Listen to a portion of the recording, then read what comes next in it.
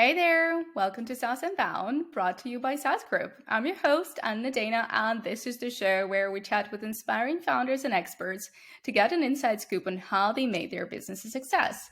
And today with me here is Tobias Gunter, 4 times founder and CEO, speaker and mindfulness teacher, with one of his companies, Tower, being in SaaS Group family since 2021.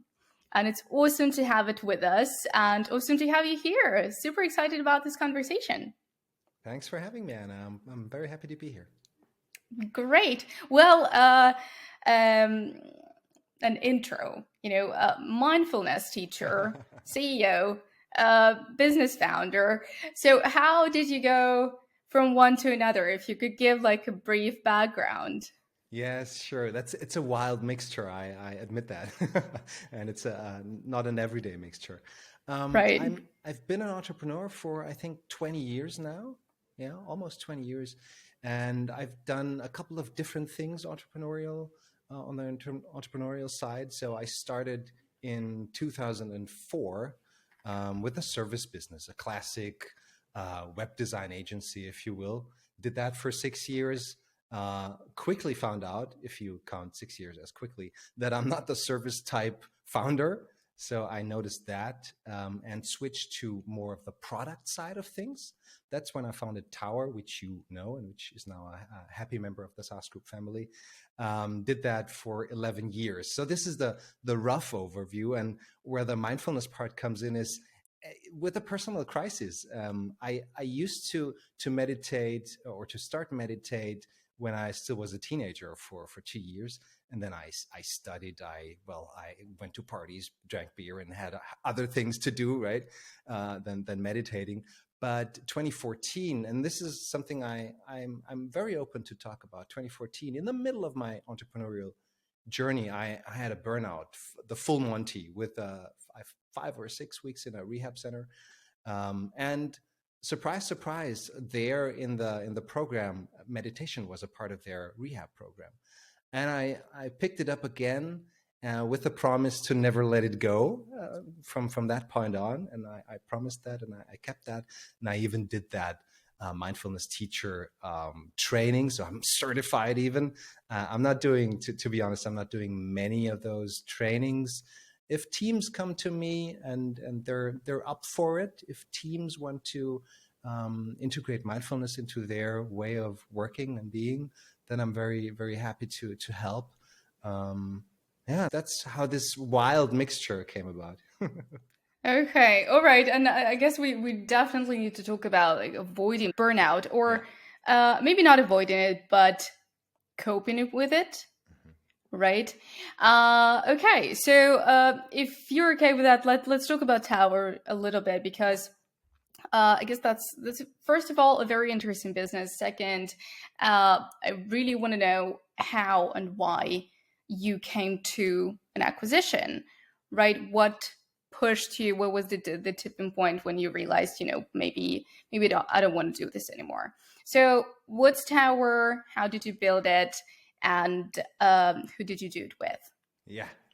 Okay. So I started in 2010, late 2010, to develop it because we were scratching our own itch. We had, if you remember, we had been a technical agency for web design or web implementation, and it was always the technical part. So back then, Git, version control, a core part of software development, became bigger and bigger, and there was actually no graphical user interface making that easier for developers. And well, back then I was half a developer, if you will, never a full developer. And so for me, a graphical user interface would have made the thing much, much easier. And there was nothing on the market. So back then, I already knew I wanted to transition into a product away from the service business. So we thought, together with my CTO, Alex, we thought, well, let's move into that direction. And this is when the three of us, you asked, who started that.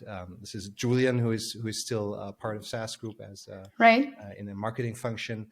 There's Alex, who's still on the Tower team as the CTO, and myself when we started developing that idea. So we really came from a place where we scratched our own itch. We had a problem we wanted to solve for ourselves. We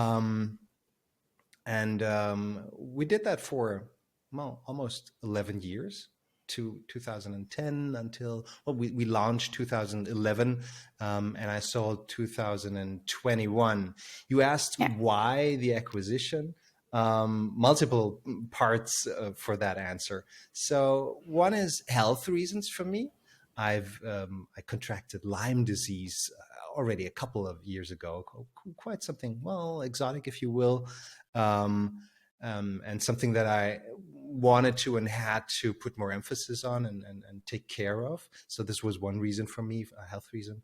And the other is I did it for almost 11 years. So I think it was okay for me to seek out a new situation, which was a reason for the acquisition. And I've never looked back. I have looked back I've been sad that I can't work with that wonderful team anymore. This is the one part I really, really dearly miss, but that's part of the deal and the game. I think it was a good point in time for the team was ready, the product was ready. And as we can see from the last 2 years where I haven't been part of the team and the company anymore, it's thriving. So it's thriving. So everything's good. That's wonderful to see from the outside. All right. Okay. That's perfect. Like it does sound very like a very smooth transition for you, but obviously all the reasons that you mentioned and the reminiscent about like working with the team, it couldn't have been too easy, right? And I want to ask you about that, but I also want to come back a little bit to the point when you said I wanted to transition from service to product, and that's a very common thing, right? That's something that I hear more and more on the podcast too.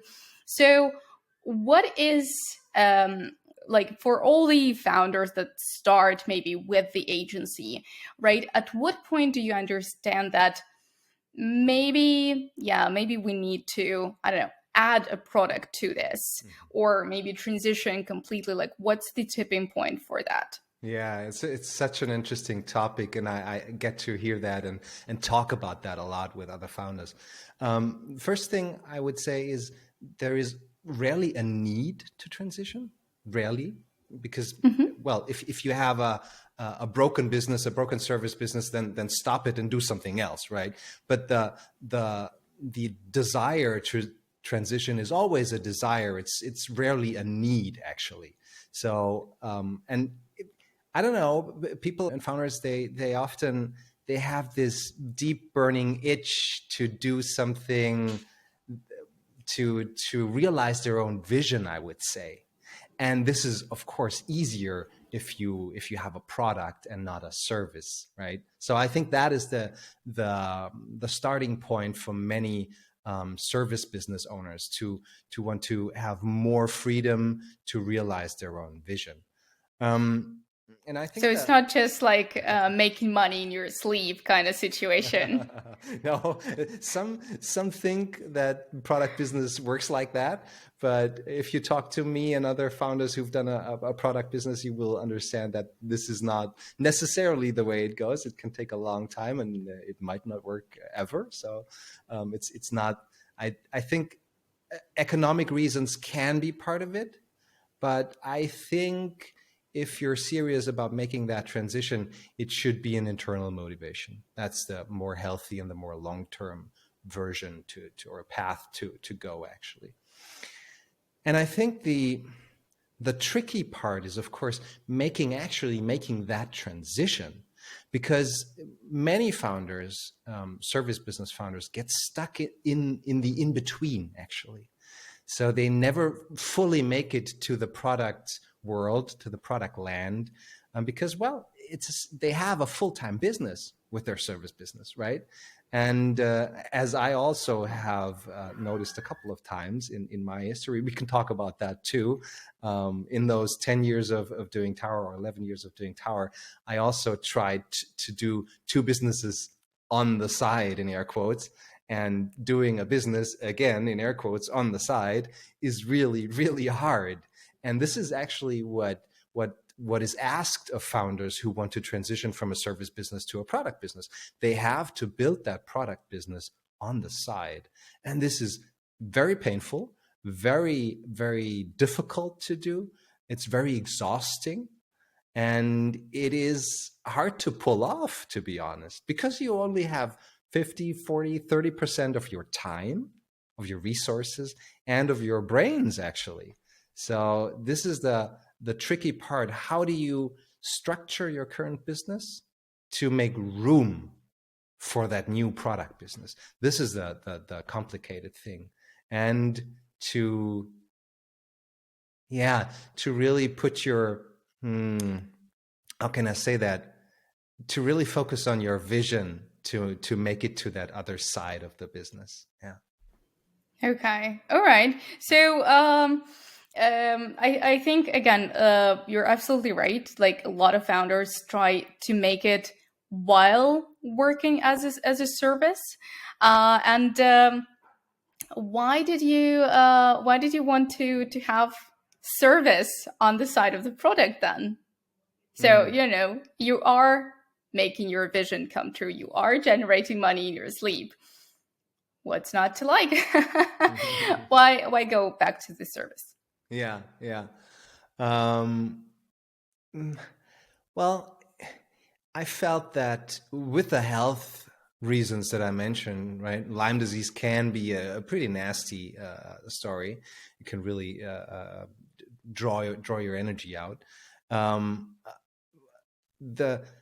If you do a full-time business, a full-time product business, or a full-time service business, actually, that's a lot, as every founder will attest to. And so one of the main motivations for the sale, for the acquisition, was to have more of a relaxed schedule for myself. So this is and a service business. We can talk a little bit about what I'm doing now. I think listeners don't know what I'm doing at the moment. A service business that might be a potential upside to a service business, and I'm not talking down on service businesses, I want to make sure of that, is that you might be a little bit more flexible.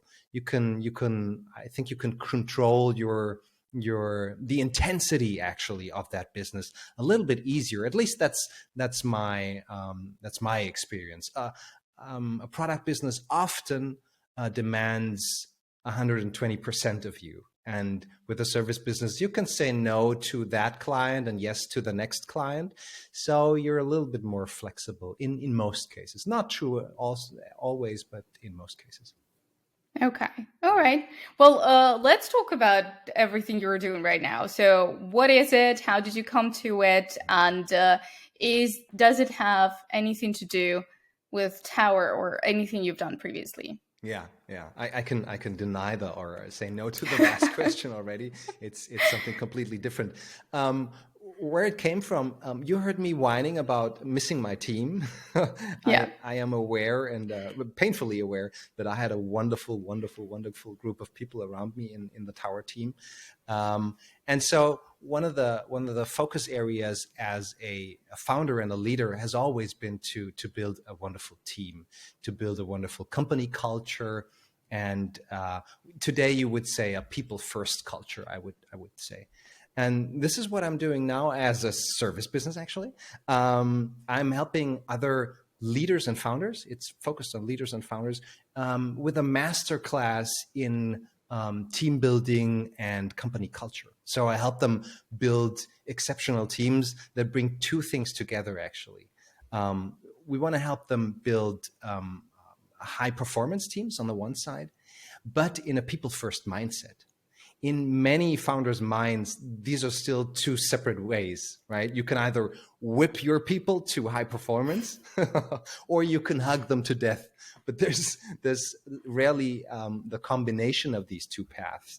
And we, this is my co-founder Kai and I, we believe strongly that both is possible, that you can have both as a founder. And we don't only believe it, we've done it in our companies. Kai has also built a huge business in his past, 150 people with VC money and 10 international offices worldwide, and still with a people-first style. So we want to bring that together. And for most teams that we consult with, it's also a remote work problem, because building a connected and successful team in a remote setup is still a tricky and a difficult and an exhausting task. And we've both done that a couple of times already. So this is an exciting combination, actually. Right. No, I think absolutely. And you've got a momentum here, right? Everyone's moving, or everyone's moved remote, right? And they want to stay that way. But still, for a lot of companies, it's not fully remote. It's just, what was the quote? Hybrid, right? Yeah, no, local but disconnected. So like you're not really together anymore, but you kind of still want to hang on to the culture, to the schedule that you've had, right? The same Zoom times, the same kind of communication styles. So if I may ask, like to spill a bit of your structure, of your strategy that you're teaching, right? So, what is the trick to successfully move away from office for good, right? And maybe let's maybe take two approaches to this. Like, first, how to move your company as management, right? And second, how do I, as a person, as a colleague, as an employee, move myself and remove myself from the office, but at the same time, kind of still keep in touch with everyone and move to this asynchronous new setup? Yeah, wonderful question. How much time do we have? I think the first thing for that businesses and founders have a hard time understanding is that there is no such thing as hybrid work environments. And I'll give you a moment to digest that. There is no such thing as hybrid.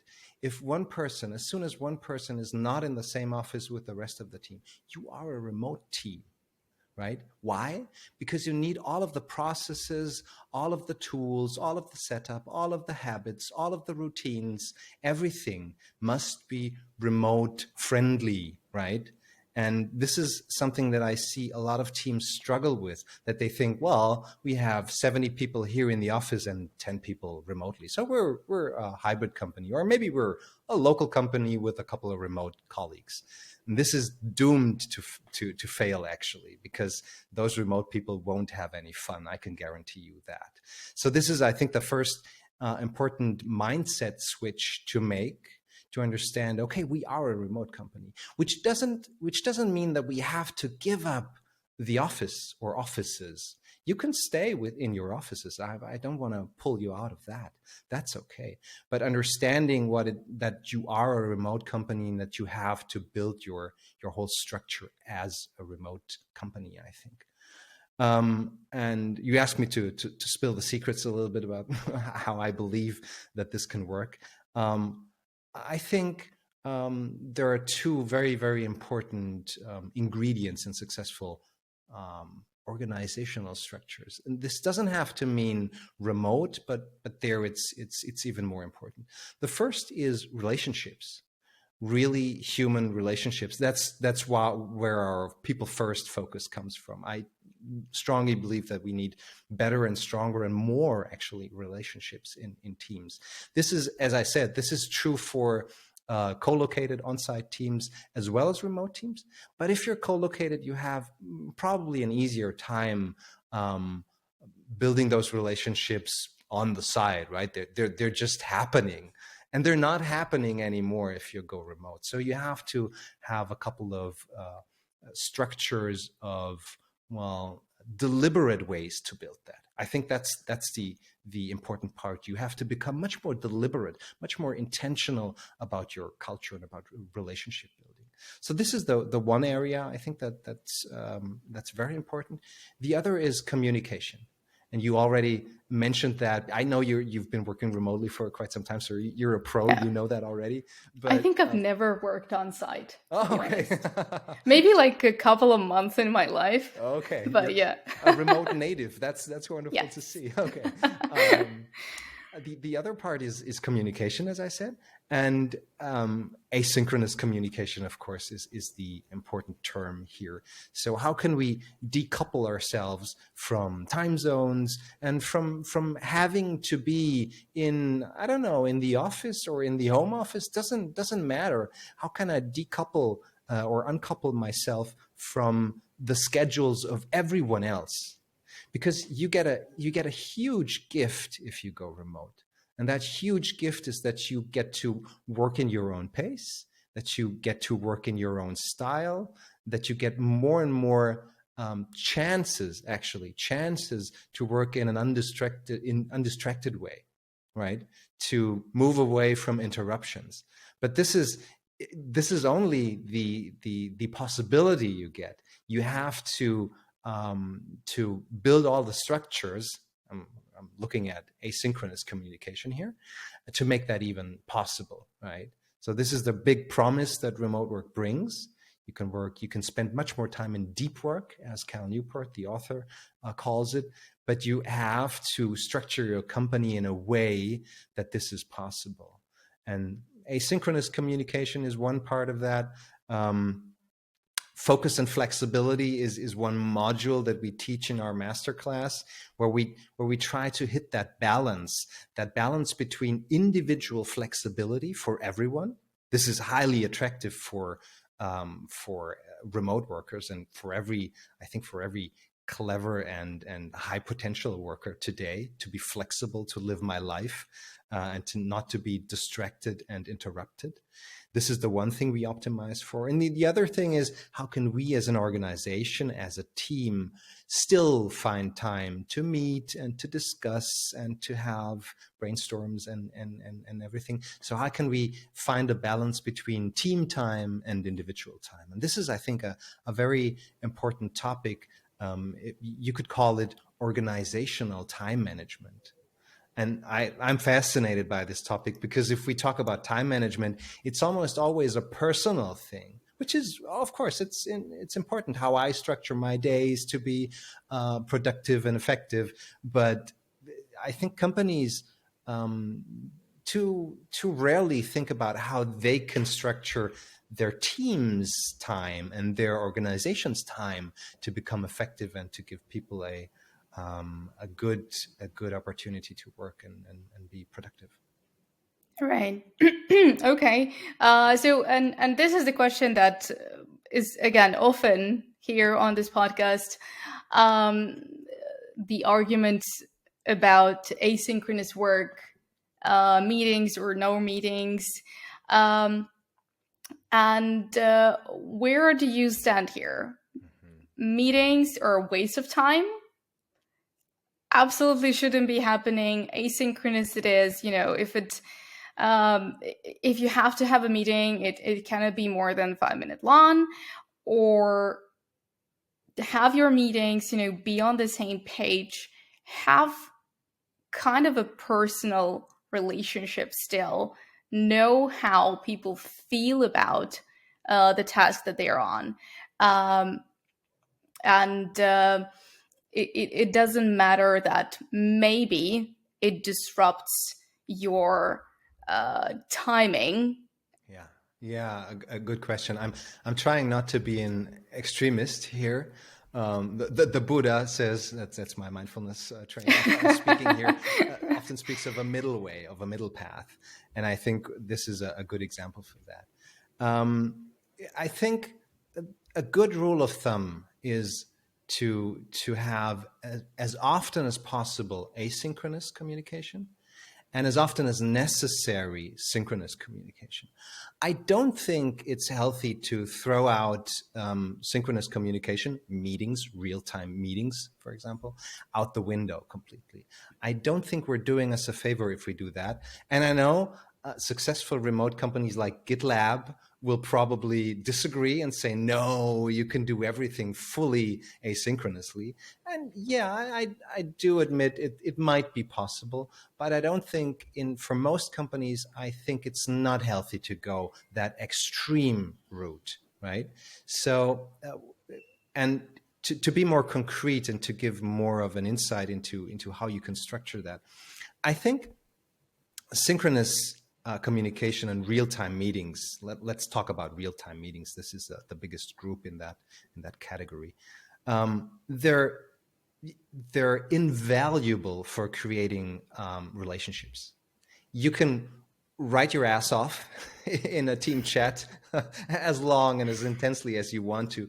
You will never be able to create the same level of depth and connection and relationship as you can do with a 5, 10, 15, 30-minute meeting. So meetings, I think, have a bad reputation, and partly understandably so, because I think we're not structuring them well in every case. Well, we have to optimize them. Yes, I'm there with you. But I wouldn't throw them out the window completely, because they create relationships and connection between people. But having too many of those and running them badly, of course, is not the way to go. Right. So I would try to have as few of them as possible and make the remaining real-time meetings as valuable and as fantastic as possible for people. So people don't get an itch when they look into their calendar and see they have a real-time meeting there. What I want to have is people saying, okay, I can talk to my colleagues. Wonderful. Okay, I'm looking forward to that. Not 50 times per week, not 40 times per week, and not in a bad, in a distracted, in a rushed way. But you can make meetings really, really nice, and then keep them, of course. Right. Yeah, back to what you said about writing your ass off. Just yesterday, I stumbled upon this tweet, someone saying like, I cannot just write, yeah, okay, to somebody because I'm a millennial. I put like I give a tone to this, and I kind of think about how the other person will read that. So sometimes yeah, okay is like, yeah, good job, like sure, but sometimes it's like, oh yeah, you're so stupid. So, and I guess yeah, like when you're writing this like sheets of text, it will sound very differently, even to the same person, just reading it at the different times of the day. Yeah. But yeah, structuring, I think is a great thing, because like just sitting and listening to like boring data, yeah, not the best time spent. So how to structure meetings, like what to do, like what to put there and what not to put there. Yeah, I think I can add two things right now. The one is where I won't surprise anybody if I say you need an agenda, right? You need a written down agenda beforehand. Why? Because it helps structure that meeting. It helps people prepare for the topics. If you jump into meetings unprepared all the time, this can really get an ugly drag, because you need the first 15 minutes to find yourself. And this is where meetings go off the rails and off the timing actually also. So a written agenda where everybody can participate, everybody knows what's there. They can also maybe deny the meeting or leave the meeting because they see, okay, these are 10 topics in that meeting. None of them touches my work. So obviously I'm not needed in that meeting. I can save that time. That's another wonderful side effect of having an agenda. And so this is the one thing, having an agenda beforehand where everybody can have access, read and write access actually. This is the one thing. And the other thing is check-ins. And then I know a couple of teams do this already. They do check-ins when they start a meeting. I'll describe what I mean by check-ins, but before I have to read the warning label on the bottle. Sure. Because many teams know check-ins, or at least the term check-ins, but what they do is quite a little bit different from what we propose and how we do check-ins. And this can make really the world of difference, right? So what do I mean by check-ins? Check-ins are actually a wonderful little device that helps everybody say hello, say how they are. And this doesn't have to be grand feelings, right? Just their current state, how they are in this meeting at the moment, and it delivers a couple of benefits that are really invaluable. First, it helps people get a little bit of a distance between their previous meeting or their previous task or wherever they came from. Because if you jump right into the next meeting, your head is certainly still in the last task or in a phone call with a customer or in the last meeting. So we give people a break and let them have this little ritual where they can say, well, okay, I'm here. I am green, I'm yellow, or I'm red. We use traffic lights colors to make that easier. Because if you ask people the question, how are you? You will, in 90% of Western answers, get, well, I'm fine, thank you, next one. And this is information that is not valuable. So we ask people to grade themselves on this traffic lights color scheme, and this makes it much easier. I'm green means let's go, I'm ready. I'm yellow means, well, there's been a bad customer call just before, but I'm okay, we can start. And red means I am totally exhausted. Don't count on me in this meeting. I'll lay flat on my back, just so you know. And this is the other wonderful benefit that you get from these check-ins. If somebody checks in as yellow or as red, I know, okay, there is something for that person. There's a little bit of a problem here. And if you are maybe a little bit shorter with your answers, or a little bit curt, or a little bit, I don't know, a little bit more, I don't know, hot in your tone, I know where it comes from. I know it's not something that happened here in the meeting probably, but something that you brought into the meeting with you. So I can understand where that comes from. And this is the other big advantage. I understand where you're coming from. And the last benefit is that you yourself, if you check yourself in as yellow or as red, you become aware, and people are often surprised if I say that, you become aware of your own state. And oftentimes you aren't really aware of your own state. You're not really awake to that.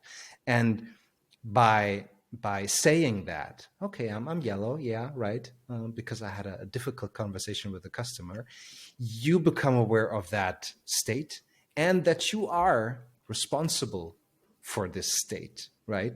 So if you bite someone in that meeting,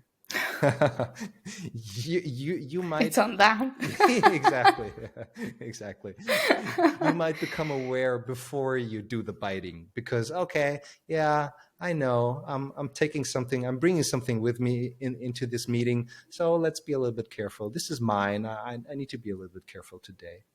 And if you do a check-in like that, it takes some time to getting used to, and whoever introduces that to their teams, founders or leaders, they have to do a good job of introducing that. Because if you just say, well, dear team, today we're starting the meeting with traffic lights, people will wonder where you came from. Have you been on a leadership seminar? Why? Why are we doing this? What's in it for us? Why are we doing this? And you have to explain the benefits, where it comes from, and why it's not esoteric in any way. There's this really scientifically proven benefits to that, and that relaxes people and opens them up to such a wacky introduction to meetings. All right. Okay. So, it does sound a little bit like out there. I've got to be honest, like, because I don't know, because we're all coming from this, let's do this fast, right? Let's run the numbers, let's see who's doing what. And but like, I'll share my experience here. When I came to saas.group, one of the things I was asked to do is to fill out my manual. Mm-hmm. And I was like, huh. Do you know where that came from? No. You? Okay. Yeah, this came from the tower team. Surprise, surprise. Okay, cool. So thank you for that. And that was funny just for a moment. But then I kind of realized it's such a brilliant idea because, and I've never heard of it before, but it makes it just so much easier. Like, and we are also asynchronous, as you know. So, for example, I live in Istanbul, so I tend to finish earlier than everyone else, right? But then I also start earlier, right? And I know I put my working hours, and I have an understanding of others' working hours. So someone can be there at 7 a.m. Germany, right? And someone can be there at 11 p.m. Istanbul, right? So it makes it so much easier. And it's just about, like, not only about times, right? It makes it so much easier to communicate, right? And not expect anything that should never be there. Yeah, right. Let me give you or your audience the 1-minute introduction to user manuals, so they have a little bit of an idea. People have a little bit of an idea how it works. So we ask every new member of the team to fill out a short user manual. Some people don't like the term because I'm not a device, I'm a human, but it's humorous, right? You can also call it manual to me if you like that, if you prefer that. But it's a set of questions that help other people and yourself get to know that person, right? So classic questions are that you touched on already in what you told. How do I like to communicate? And this might be time zone relevant, but it might also be that you prefer to communicate in the afternoon because you like to block your mornings for deep work. All right, good to know. Other classics are, and I love that. I always have to show the example of my own user manual when I tell that. Personal quirks. How am I, let's say, special in a way? And I give the example of myself. If you read my user manual and you see the category of personal quirks, you will see that I wrote, I sometimes am very quick in the business topic, right? I say hello and then it's business, right? I don't waste a lot of time doing chit chat. And people that don't know me might think, oh, Toby is in a bad mood, or did I do something wrong? I don't know. But if you read that, if you know that about me, that's just the way I am. It's nothing personal, nothing to do with you. Don't worry. And this is so valuable, especially for people that start working with each other. So if we started working with each other, you and me, I would be so happy to read your user manual, because I would get an introduction into who Anna is. At least it's, of course, it's superficial, but it's much better than nothing. And I can circumvent all of the little problems that we would normally stumble upon if we start a collaboration, right? And you can do the same with me, and understand that if I jump right into business topics, it's nothing to do with you, not in a bad mood. That's just the way I work. And this is so wonderful. Yeah, user manuals. If you like, Right. we can put that in the show notes, and I give people an opportunity to download the instructions for user manuals, and an example from me. So you can read about all of my Sure, that quirks. would be awesome. Yeah. I mean, yeah, absolutely. Um, yeah, I think that's perfect. Like you said, it's way better than nothing. And if it's a small team, like it, yeah, it's okay. Like you're adapting through like immersing into the culture, into the team. That's fine. There are like 4 of you, so that's okay. That will work. But if there are like 100 of you, then probably not. Okay. So what about if there is 1,000 of us? Would that still work? And yeah, because like if I'm in a financial department at McKinsey, there's probably like 1,000 people, right? So what do I do then? Is there a way to make it into a deeper connection within a huge team? Oh, what a wonderful question. It's so wonderful, because that's often where people are, I don't know, doubtful, right? So this is often the stereotype. Okay, you're working in a startup with 25 people. Of course you can do that. But hey, we're working at, I don't know, fill in the blank for Daimler, Bosch, and I don't know, IBM. And of course it works. Why does it work? Because we're talking about teams. We're rarely talking about organizations. I'm not interested in the 250,000 people view on an organization. The human change, the human challenges, the human experience is always bound to the team. And there are no 250,000 people teams, right? There are a lot of teams in that organization, but teams are 4, 10, 25 people maybe. If you have bigger teams than that, well, it's probably rather a department than a team. And this is the good news. Yes, all of these people first ideas and structures and habits, they work in any company size. But there's a but, of course. It might take How some. big is the butt? Yeah. Let's see. That's the question. I'll unravel it part by part.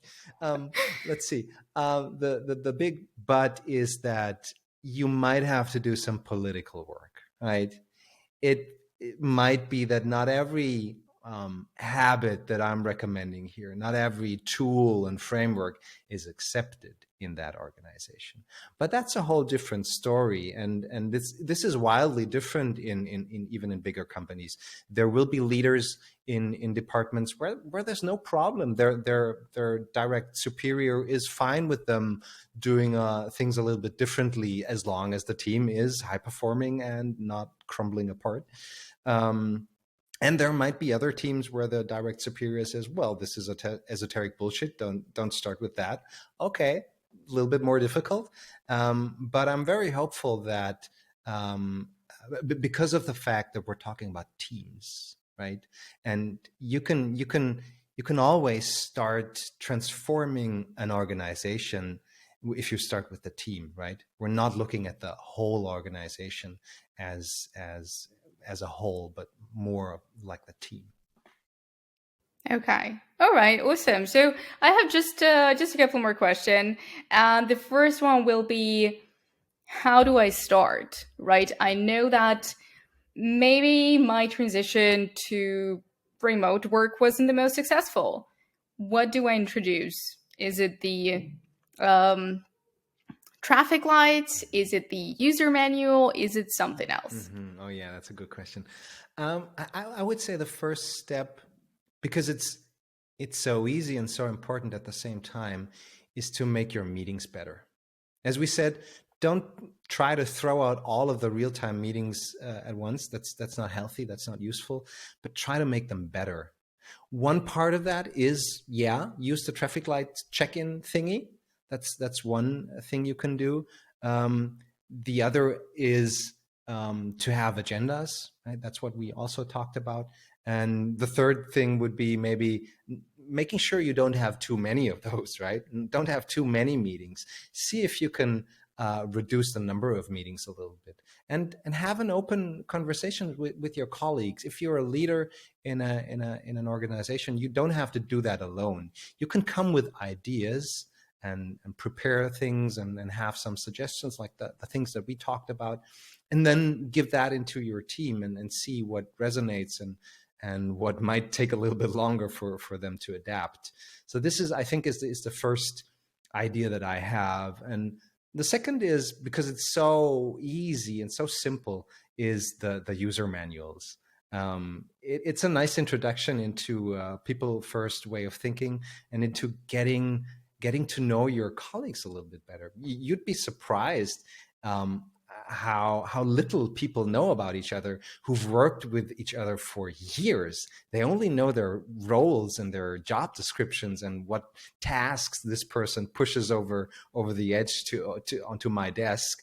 But getting to know the person a little bit, at least, this often does wonders. So I think these two, improving your meetings with the things we talked about, and maybe dipping your toes into the user manual thing could be a nice introduction. Right. Okay. Thank you. And the last one will be about companies still pushing people back to the offices, even though, we are happy remote, right? Companies that offer remote setups get a lot more applications.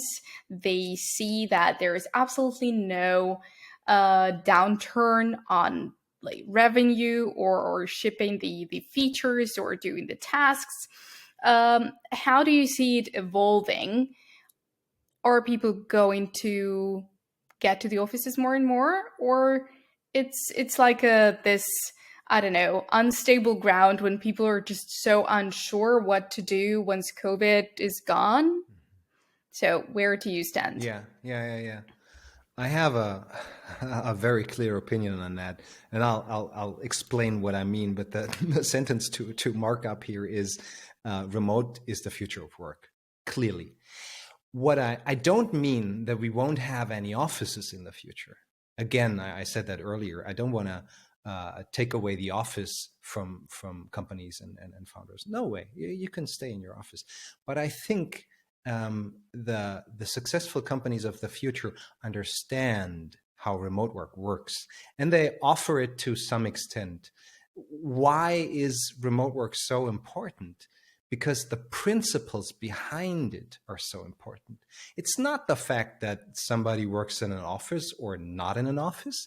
That's a byproduct. And this is great for hiring and having more diverse teams, because you have people from Finland and from India and from South America and everywhere. That's wonderful to have that. This is one benefit, but that's not the only one. The main benefit is that it structures your company in a completely different way, in a much more flexible, in a much more robust way. Asynchronous communication is one part of that. The necessity to develop a documentation habit is another thing that is highly underestimated and very important for companies. And there's so many things. You have to become much more intentional and deliberate about building your culture. And guess what? If you become intentional and deliberate about your culture, you'll build a better one, of course, right? And all of these things give such an interesting and important mix for remote work, that I'm really, really sure that this is the future of work. And again, it's not about office or not in the office. It's about understanding the principles behind it.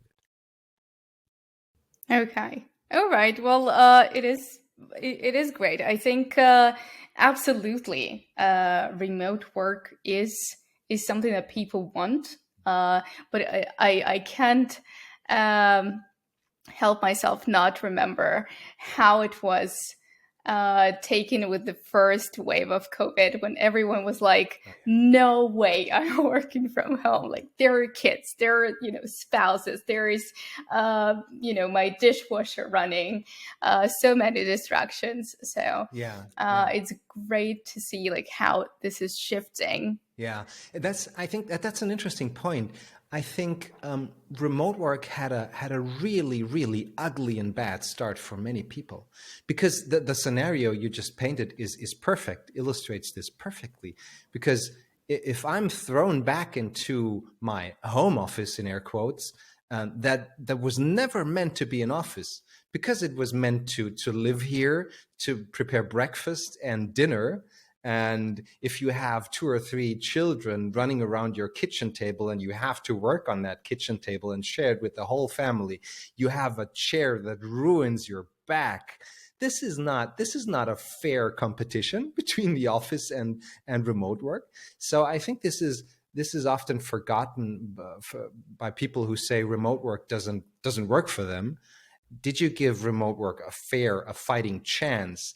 And this, of course, means having a healthy personal work environment. It all starts there. And often people don't see that. If you're living in a flat that was never meant to accommodate you in a professional, in a work environment sense, then, well, of course, remote work will be a shitty experience for you. So I'm so glad you brought that up, because that is often the misunderstanding. If this is how remote work is, okay, I don't want to spend a second day in that environment. Of course, we have to start there with a healthy work environment. Yeah, good point. Okay. Well, I'm super glad that you're also coming to our internal event at saas group, because there is still a ton, I think, to learn there, and I have quite a few questions. So Looking forward. expect me to blab through through that meeting. But yeah, thank you so much for doing this. It's been an amazing conversation. I think a lot of insights are there, a lot of new angles to look at it. So thank you so much for doing this, and yeah, excited to have you on our own event. Yeah, you're more than welcome. Thanks for having me. Thank you. All right, and take care. You too.